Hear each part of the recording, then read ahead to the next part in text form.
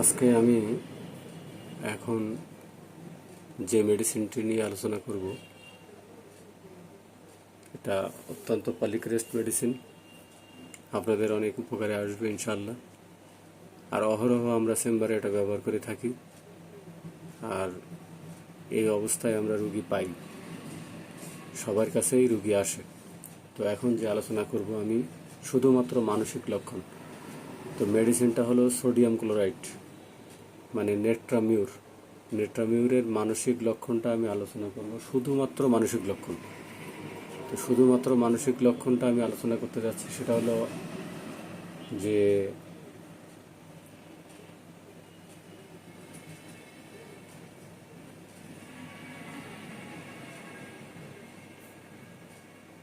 রোগী অত্যন্ত গভীরভাবে স্যাডনেস থাকে, প্রচণ্ড গভীরভাবে, খুব গভীরভাবে স্যাডনেস থাকে এবং টিটফুল।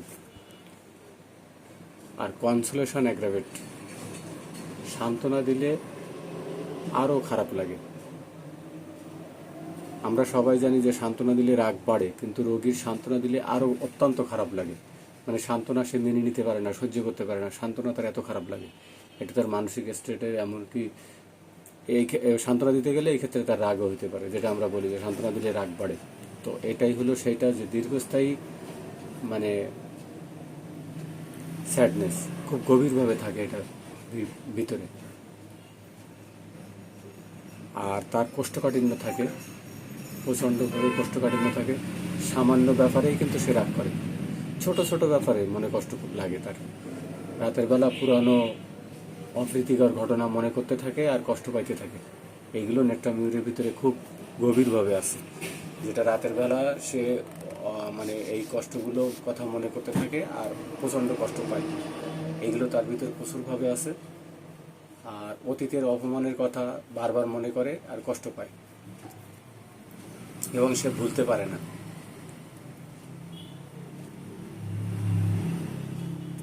এবং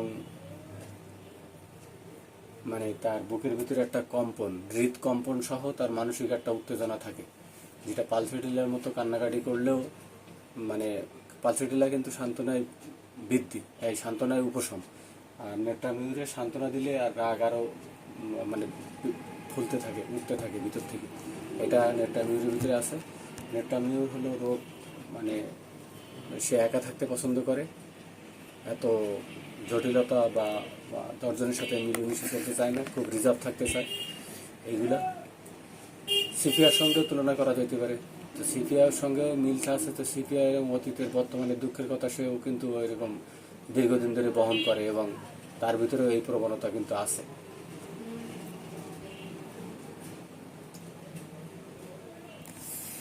তার ভিতরে নেট্রামিউরের ভিতরে মনোযোগের খুব অভাব, প্রচণ্ড মনোযোগের অভাব।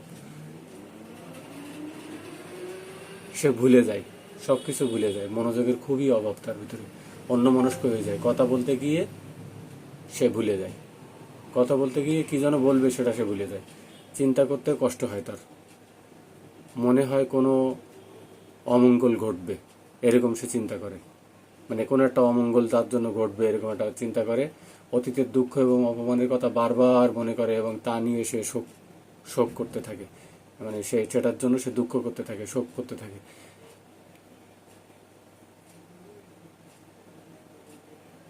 নিজেকে সে অন্যদের কাছে করুণার পাত্র মনে করে আর কান্না করতে থাকে। ওই যে বলছিলাম যে একা থাকতে ভালোবাসে, হ্যাঁ, সে কিন্তু একা থাকতে ভালোবাসে। একা একা থাকলে কান্না আসে তার, কিন্তু একা থাকতে ভালোবাসে।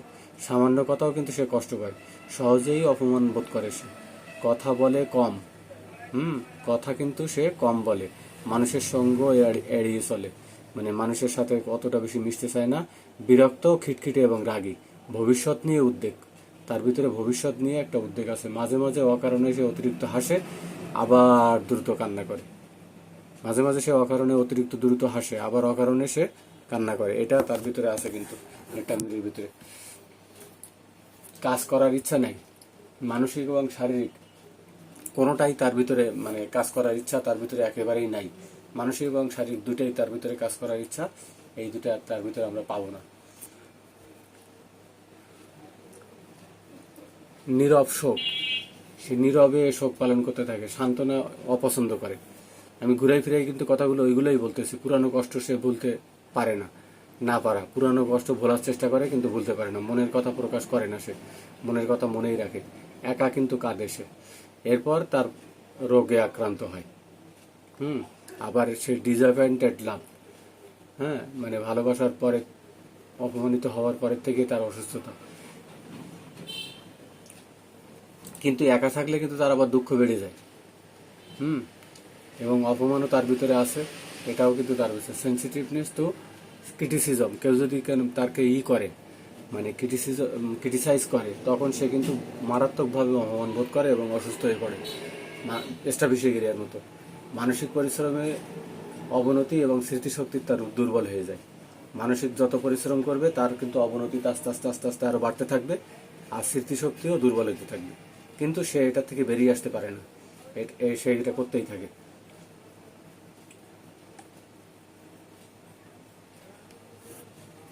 তার যে বলছিলাম যে গভীর বিষণ্ণতা, অপ্রীতিকর স্মৃতি বারবার ফিরে আসে তার মধ্যে। আর সান্ত্বনা দিলে কান্না বেড়ে যায়। জীবন অর্থহীন মনে করতে পারে, সে মনে করে যে আমার এই জীবন অর্থহীন। তখনই সে কিন্তু একা থাকে। আর ভবিষ্যৎ নিয়ে উৎকণ্ঠা তখন তার মধ্যে খুব সহজেই বেড়ে যায়, আবার সহজে চমকে ওঠে। হ্যাঁ, লাজুকও আবার ভীতুও। রাগ এবং বিদ্বেষ সে কিন্তু অনেকদিন যাবৎ ধরে রাখে, সহজে সে করতে চায় না, ভুলতে চায় না। খিটখিটে ও সহজে উত্তেজিত। রাগ এবং বিদ্বেষ সে অনেকদিন যাবৎ ভিতরে ভিতরে লালন করতে থাকে, ধরে রাখে, আর সহজে উত্তেজিত হয়, সহজে খিটখিটে হয়ে পড়ে।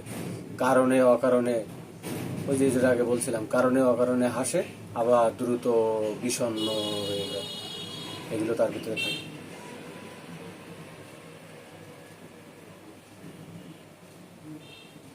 সে কিন্তু অতিরিক্ত সংবেদনশীল, বিষণ্ণ নির্জনতা পছন্দ করে, যেগুলো আমি আগেই বলছি।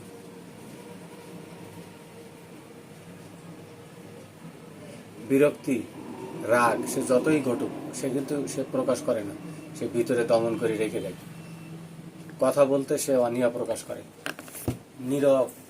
নীরব স্বভাবটা তার ভিতরে নীরব। কথা বলতে সে চায় না, কথা বলতে সে মানে প্রকাশ করে, বিরক্তি প্রকাশ করে, রাগ প্রকাশ করে, এইগুলো সে প্রকাশ করে। সে কিন্তু আত্মহত্যার চিন্তাও করে, জীবনের প্রতি তার একটা অনীহা থাকে। কথা বলতে চায় না, জীবনের প্রতি অনীহা আর আত্মহত্যা করার মানে এইগুলো চলে আসে।